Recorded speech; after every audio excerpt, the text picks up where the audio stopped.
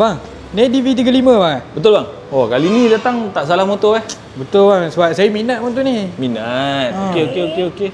Cantik lagi bang. Cantik. Mileage pun baru 500.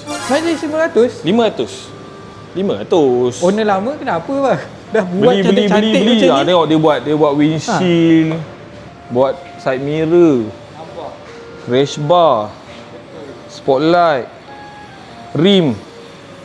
Dah siap buat jejari. Ni siap ke apa ni? Ni Cars on Fire. Carbon fiber, cars and flyers, bronze fibers, cars for hire.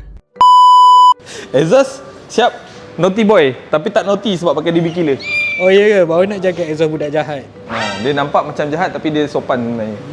Showa memang original lah. Lepas tu top box. Ni 45 45 ke 35? Siap handsome macam ni. Handsome.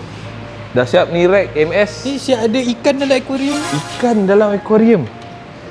Elok-elok nanti terlepas nanti. Kamera. Seat ada, comfort seat. Ni duduk rasa macam atas sofa tau.